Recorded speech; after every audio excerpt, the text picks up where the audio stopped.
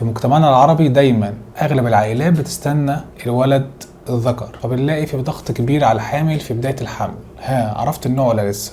عايزين الواد اللي هيشيل اسم ابوه، والضغط بيزيد على الحامل خصوصا اللي مخلفة اكتر من مرة بنات. والمقولة المشهورة بتخرج انت السبب، انت اللي خلفتك بنات. فماذا لو كانت الجملة دي خدعة وخرافة من خرافات الحمل وانت مش السبب ولا حاجة؟ خلونا نبدأ القصة من البداية. الإنسان إيه غير شوية كروموزومات وشوية حاجات فوق بعض. الأنثى عندها 2، والاتنين زي بعض، نوعهم إكس. أما الراجل عنده 2 برضه بس مختلفين، واحد إكس والتاني واي. فما بيحصل اتحاد ما بين البويضة والحيوان المنوي كده هيكون عندنا احتمالين: يا إما يحصل اتحاد ما بين إكس بتاع الأنثى والإكس بتاع الراجل فيكون البيبي ساعتها بنت، أو يحصل اتحاد ما بين الإكس بتاع الأنثى برضه، ما هي ما عندهاش غيرها، وبين الواي بتاع الراجل، فبيكون الاحتمال ساعتها ولد.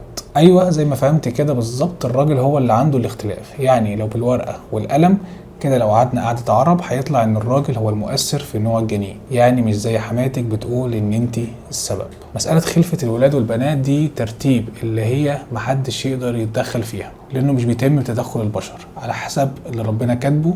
وزي ما قال في كتابه العزيز: يهب لمن يشاء إناثا ويهب لمن يشاء الذكور. فممكن الست تفضل تخلف من جوزها بنات، ولو جوزها راح يتجوز يخلف ولد على طول. احنا مش بنحرض على الجواز التاني ولا حاجة، لان برضو لو عكسنا الوضع، الست اتجوزت واحد تاني ممكن تجيب ولد برضو. كل الاحتمالات واردة. وبرغم ان موضوع الخلفة ده شيء قدري، اللي انظهر مؤخرا عمليات تحديث جنس الجنين، وكمان تجميد البويضات والحيوانات المنوية. دول بقى ليهم فيديوهات مختلفة هنتكلم عنهم فيها. الخلاصة ان اي حد يقولك بعد كده ان الستات هي السبب في خلفة البنات، ابعتيله لينك الفيديو ده وهو هيرد عليه. شكرا ليك.